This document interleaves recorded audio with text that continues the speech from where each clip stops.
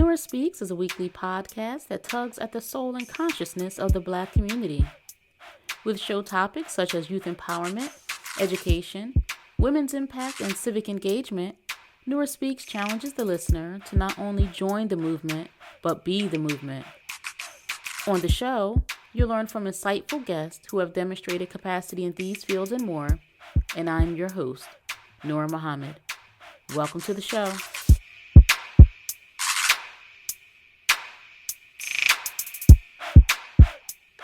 Welcome to another episode of the Nurah Speaks podcast, and I am your host, Nurah Muhammad. Welcome to episode 260 of the podcast. Thank you again for being a valued listener of the podcast. I appreciate each of you who tune in to hear what it is I'm talking about. Those of you who've been with me for the 7 years that Nurah Speaks has been in production, and to those of you who are new, I hope that what you find here is a message that's edifying, that's good for our community, good for yourself. And as always, if you ever have any questions about the message that you get on the podcast, or if you have suggestions, or maybe folks who you'd like to hear from on the show, you are welcome to email me at nurah@nurahspeaks.com. You can reach out to me. You can make a comment on our Facebook page, Nurah Speaks. You can find the Nurah Speaks podcast on Facebook, X, and Instagram at Nurah Speaks. And you can subscribe to the YouTube channel, and you will find links to all of those in the show notes. And so I'm excited, I'm happy, and I'm grateful. I have so much to be grateful for. And in episode 260, I'm going to be sharing a bit of my experience with loss and grief, specifically as it relates to losing my grandmother in 2025. It was a very challenging, difficult time, but it was a very loving time. It was a very revealing time, and it was also a blessed time. And so this episode is called Losing Ellen. Ellen was my beloved grandmother who raised me and my brother. And we were raised with love by her. We were raised with sternness. It was really funny to me to watch her be a grandmother to my sons, because the grandmother she was to my sons was not the grandmother that she was raising me and my brother. But we know that's the nature of things, and that's the circle of life, and how things pan out. But might have been 2023, my grandmother was diagnosed with a progressive illness that was mainly incurable, and not only incurable, but no real treatment modalities for the condition. And it was somewhat frustrating to hear that there's a condition that an individual has, and someone that I love, and modern medicine says that there's no cure. And the treatment modalities that were prescribed for it were pretty new and very, very, very difficult on the body, very difficult for a patient to tolerate. And, I did my own personal research, and in what I was able to find, the doctor, was confirmed that there was no real treatment, and in modern medicine, I'll say.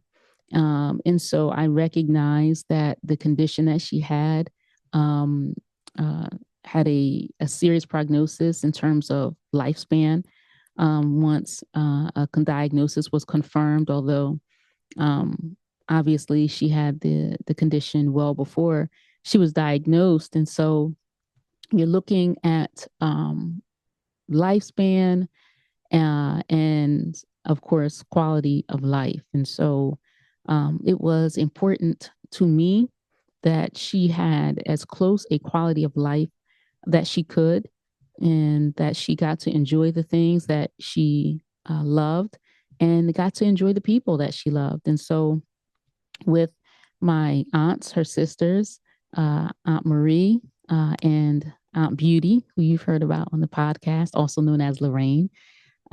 We did our best to make sure that she was cared for, that she had what she needed, that she was loved. And I mentioned in episode 257, when I kind of touched on this briefly in my return episode, our family came together and pooled our nickels and dimes and purchased a scooter so that she could have mobility, around the house. And of course, on those cruise ships that she loves so much. One of my cousins, he built a ramp on her home. And, one day we look up and he knew that we were getting her a scooter. And he's like, well, let me build a ramp. And so he'd just be out there sawing wood and hammering and using his power tools outside. I'm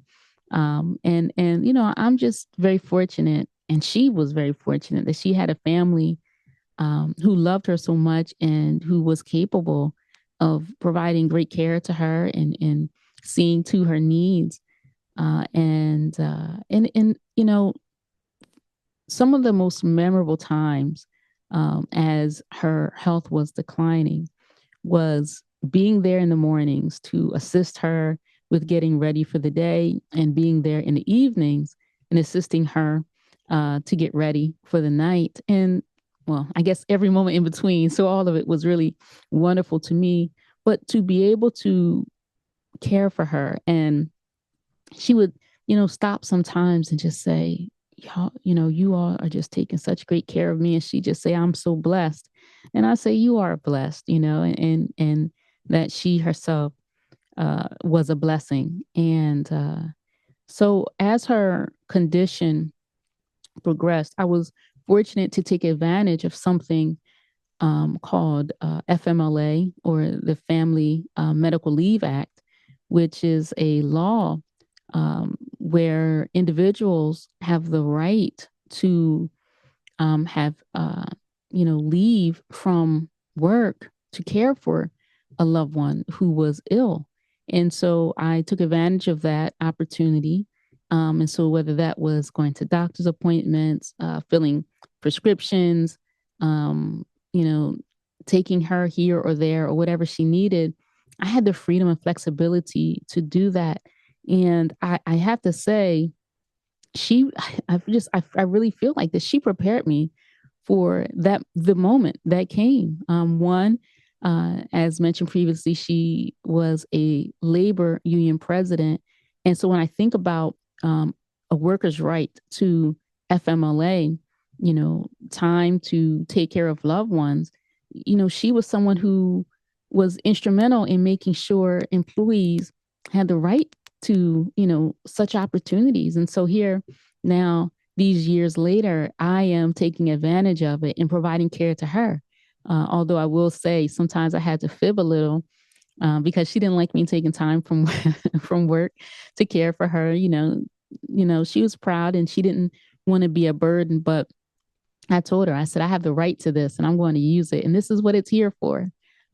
So, just, following the instructions that she gave me as a young woman and following her lead early in life, especially as it related to starting my career, where I was able to provide stability for myself, my family, and have a career that allowed me to be away from work, not miss any pay, not have to risk being laid off or fired because I'm missing time from work to take care of my family. And I will also say the leadership where I work, they were just, fantastic. Whatever it is that you need and however we can support, they were there for me as I was there for her. And so that itself was such a blessing and a relief that I could have the freedom to provide care for her.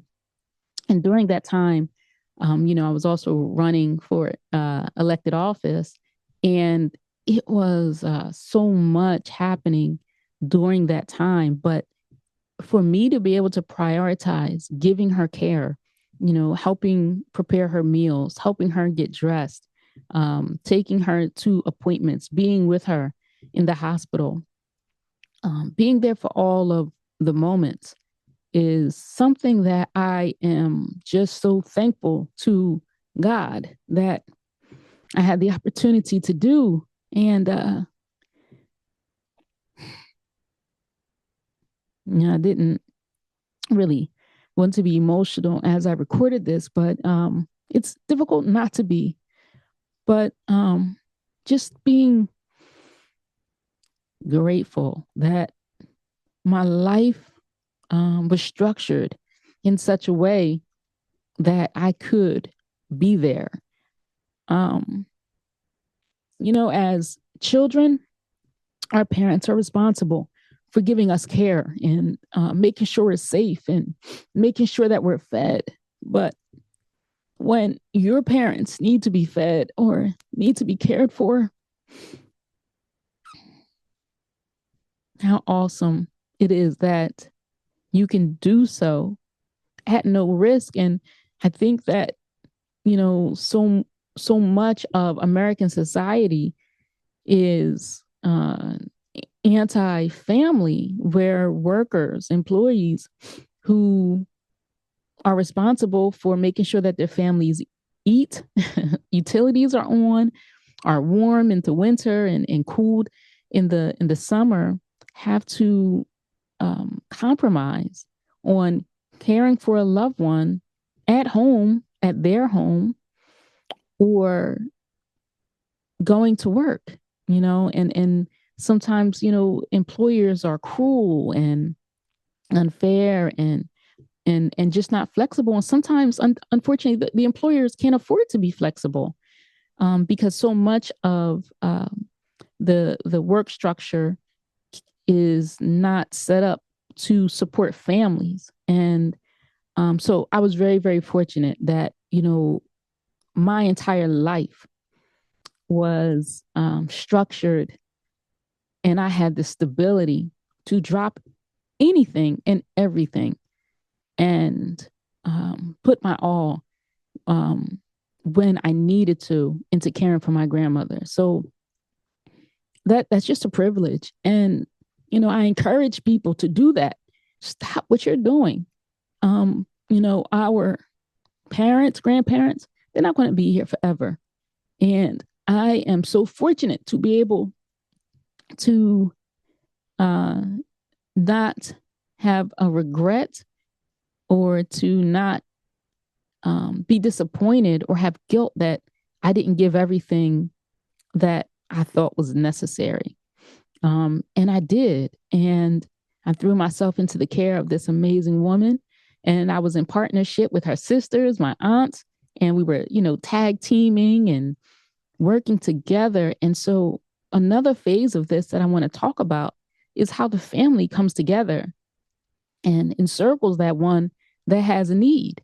My grandmother has 3 surviving siblings, one who also needs support and care. And so before it became too difficult for her to care for her brother, she and her sisters had a rotation and they would go and provide care for him. And so it's just natural to do that. And when you have family that is supporting and dedicated and committed and unselfish, it's amazing. And I recognize that everybody is not in the position to do that. And so it was beautiful to see that those of us who were did it without a second thought. It was just second nature.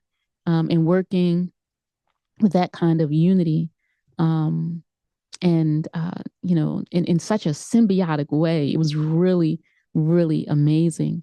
And so I'm just so thankful to have the aunts that I have and learn so much from them, learn so much from my grandmother too, but to learn so much and be able to watch, especially, my Aunt Beauty, who's a registered nurse and, learning about giving care, patient care. And, I remember being a young child, and she always had this box, this like little suitcase, and band-aids, thermometers, antibiotic ointments, any kind of concoction or product that a person who was injured, sick, first aid supply, she had it. Blood pressure cuffs, you check your blood sugar, she had it. And so that's, something that's always stayed with me. And I have my little supply kit in my home.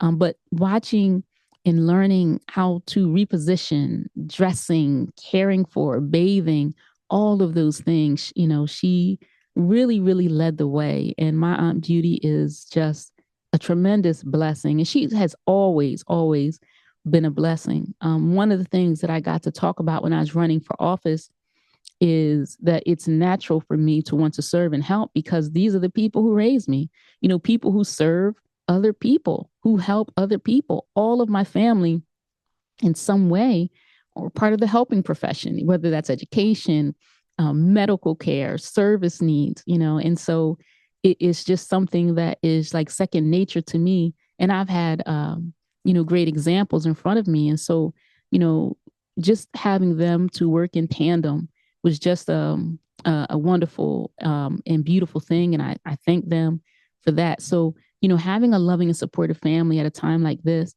being away from my household, and being out of my home, and having the ability to do that. And, my household not falling apart, although, coming home to clean from what the men did, and the messes that they made. And that was fine. I'm happy to do that,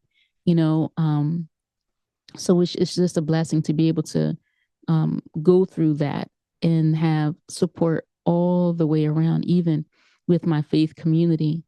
But, and back to losing my grandmother, I have to say that I experienced loss before loss. And I have a very good friend who works in mental health. And I used to ask her, is there such a thing as like pre-grieving? Because I knew I was experiencing something as I was watching and witnessing my grandmother's demise. And so I was very curious about what it was that I was experiencing. Like, is there a pre-grief? Because to see someone who was, totally independent, become dependent and become limited, it was an experience, and I hated it for her, and I hated it for myself. And I would just think, man, I hate that she's going through this, and so, and I will say, fortunately, my grandmother was, quote, in her right mind. There were no cognitive deficits or anything like that. And so I know that when folks are dealing with family members who are suffering with dementia, you find that there's a loss of the person. In my case, I unfortunately watched my grandmother lose some of her independence and, mobility. However, she still had her personality. She still had her memories, right? She was still speaking, thinking, solving problems, asking questions, all of that. But I know when people are dealing with folks who have Alzheimer's or other degenerative conditions that impact the mind, then there's a gradual losing of that person. And so, although it wasn't that for me, it was still a gradual losing of her. That a person, they themselves, or I should say, I myself, I felt like I was grieving the loss that she was experiencing for herself, that I just found totally regrettable, and just unfair, So as, we lost my grandmother and we had the memorial services and all of that, I learned, I knew that, you're going to grieve and mourn, and, it's a emotional, mental thing. I did not realize that grief was physical. I mean, so much so, thinking about the pain, the real pain that my body was experiencing. I mean, I went to the doctor. I'm having aches and pains and in parts of my body, backaches,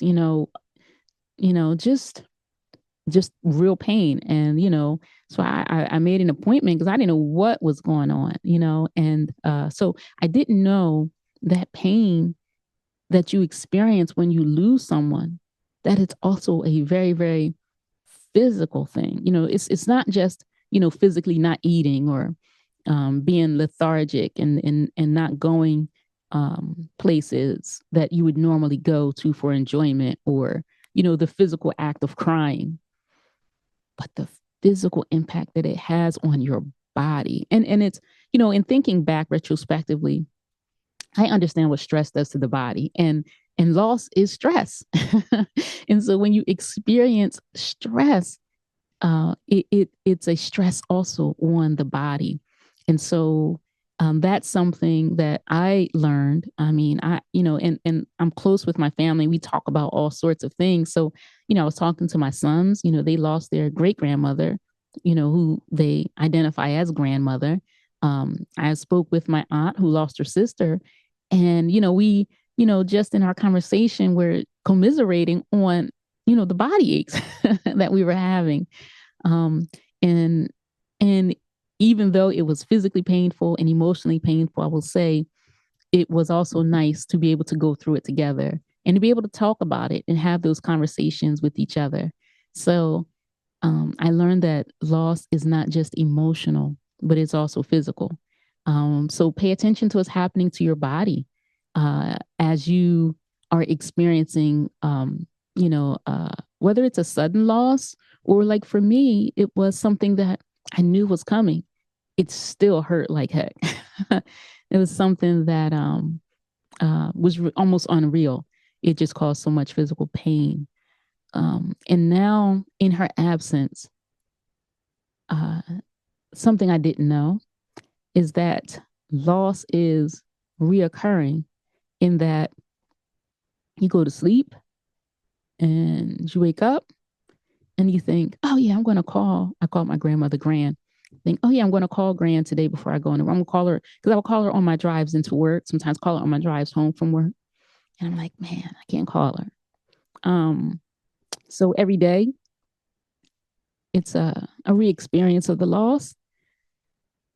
And then it's during the day, I'm just going about my day, feeling good. And then I remember she's not here. She's not here. And it's not easy. It's not easy. So it's not just that initial loss, it's the daily loss. It's the loss that one experiences during the day.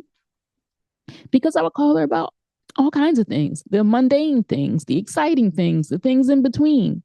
Um, what I'm going to plant this spring, what color I'm going to paint this room. Oh yeah, I'm taking my car in for an oil change, just everything. And I realized I, lost probably my best friend. And you lose a parent, a person that raises you, that loved you, and nurtured you when you were nothing. It's an unanchoring. And I think about, ships who throw down their anchor so that they don't drift away from where they are. It's an unanchored feeling. It's, who do you belong to? Where do you belong? And it's not a constant experience, but it's definitely one where you are unsteadied. I mean, the initial loss can certainly, knock you off your feet, knock the wind out of you, and all of that. But losing that person that initially gave you purpose in life, it's you're trying to recenter yourself in this new strange reality. And it's definitely strange. It's doable. It's possible for sure, no doubt. But it takes time. And then it's like the loss comes in these waves, or grief. I guess it is. It comes in these waves, and you gotta just ride the wave. I've given my grief a name. It's a she, and sometimes, she's making a bunch of racket, and I needed to quiet down, and sometimes she doesn't. And sometimes I just gotta, uh, um, accept that she's here. And so it's not like there's a, a a start and a stop. It's something that's steady and ongoing, and as I've learned, it's something that you learn to live with.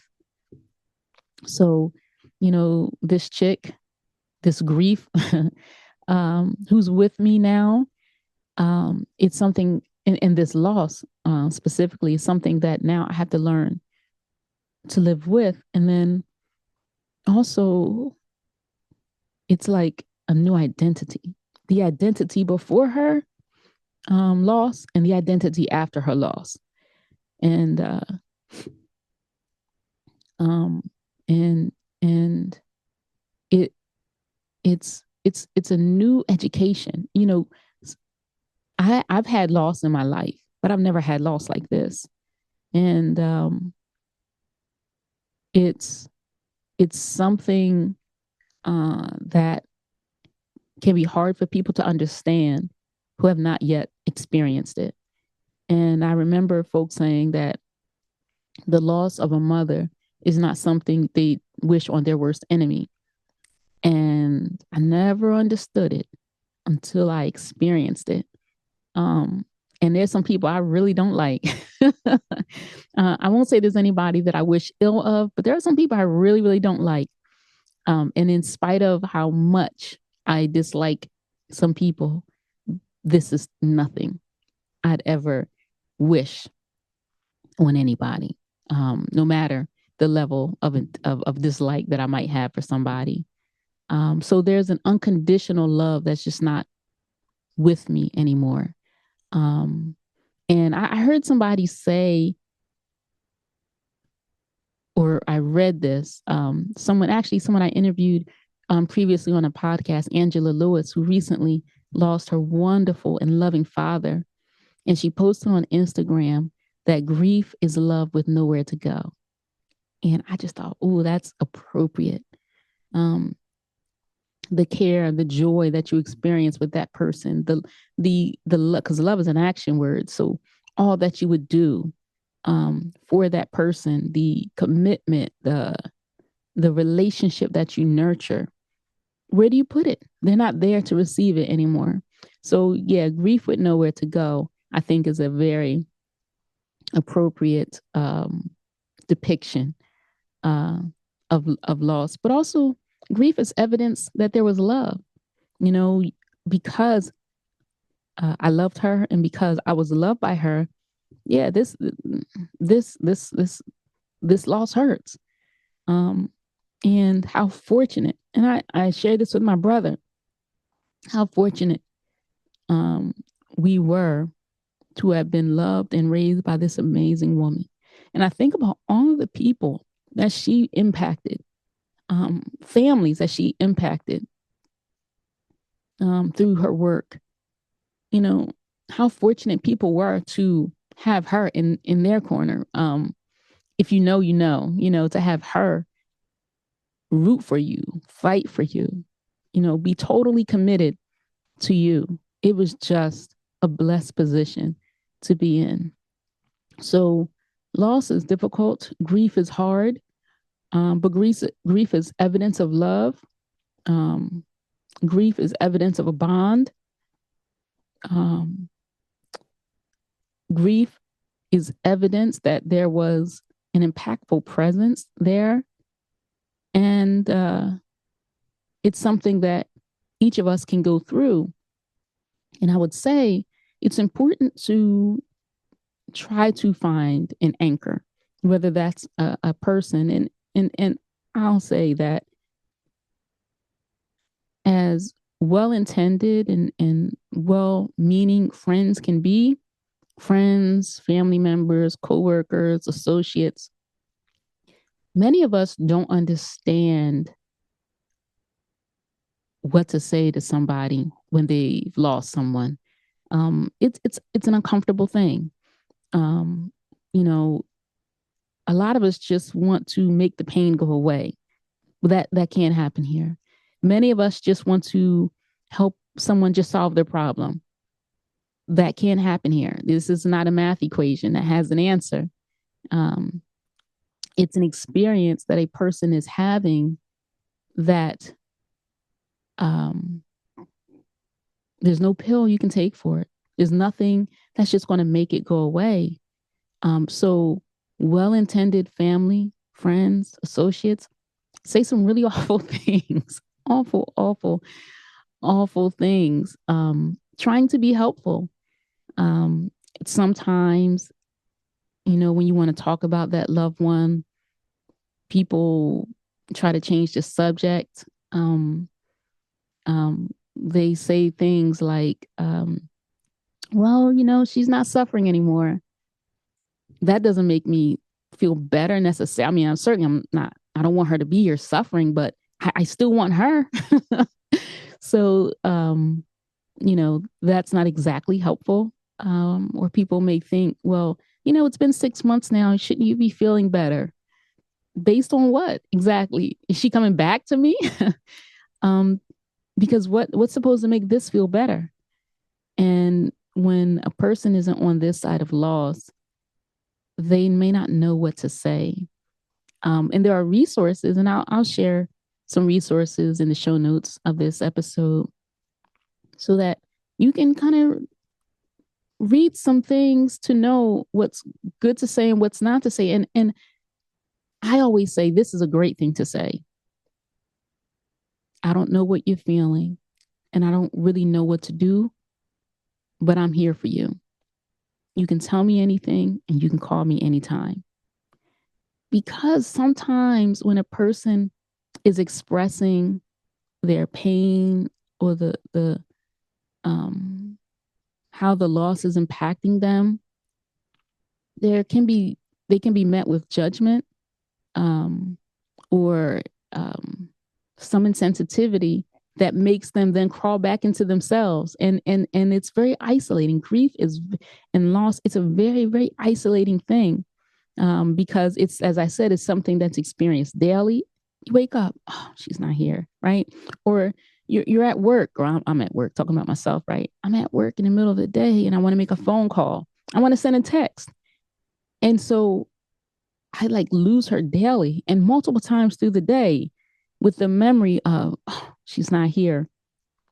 And so somebody who's experiencing this in a very, very painful way, not having someone that they can talk to because maybe it's met with judgment or condemnation, or, you realize some people think that there's a ticking clock and at this stage you should be better, or over it, or that, she was such a great person, you had such a great relationship, the knowledge of that somehow negates the pain of losing her. And that doesn't happen either. So often it is the extra burden on the person who's grieving to have to then bear the insensitivities of the well-intended people around them. And it's tough, and it's a lot. It's a lot to have to deal with, and it's a lot to have to manage. So I will encourage folks to go to the show notes and look at some of the resources I share so that we can all be more sensitive to people when they've experienced a loss. Because, as I said, it's very isolating, and we might not realize that we're furthering or exacerbating that person's isolation because we're not the safe space or the safe person that we might want to be, by the words that we're saying. So definitely be somebody that is interested in checking out the resources. And so I'm going to close this episode by reading a poem that I came across, and it was read at her memorial service. And I just think that it is such a accurate to describe this amazing, amazing woman, my grandmother Ellen, who I lost. And it's a poem by the great writer Maya Angelou, and it's called When Great Trees Fall. When great trees fall, when great trees fall, rocks on distant hills shudder. Lions hunker down in tall grasses, and even elephants lumber after safety. When great trees fall in forests, small things recoil into silence, their senses eroded beyond fear. When great souls die, the air around us becomes light, rare, sterile. We breathe briefly. Our eyes briefly see with a hurtful clarity. Our memory, suddenly sharpened, examines, gnaws on kind words unsaid, promised walks never taken. Great souls die, and our reality, bound to them, take leave of us. Our souls, dependent upon their nurture, now shrink, wizened. Our minds, formed and informed by their radiance, fall away. We are not so much maddened as reduced to the unutterable ignorance of dark, cold caves. And when great souls die, after a period, peace blooms, slowly and always irregularly. Spaces fill with a kind of soothing, electric vibration. Our senses, restored never to be the same, whisper to us, they existed. They existed. We can be and be better, for they existed. That is a beautiful poem by Maya Angelou, and I think it really sums up this experience of losing such a great person in my life, a great person in this community, a great person in my family. She was a great, great person. And I thank Allah for her daily. And I thank Allah for the lessons that I've learned from her. And I also thank Allah for the lessons that I learned in losing her. And I hope that this episode may be meaningful to you if you've lost someone or you know someone who's lost someone. Please share it with them. Loss can be a difficult thing, but grief is evidence that there was once love. Thank you so much for listening to this episode. Until next time, stay in peace. We were brought here as a piece of property. And to keep that piece of property, it is to not allow the property to know the value of the property. What I mean by that, if you had known the history of yourself, you would not have been made a slave.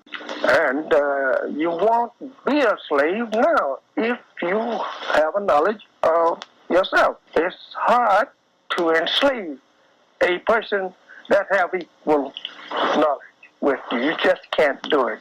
And so this knowledge of yourself is the thing that will free you from what you have been suffering from.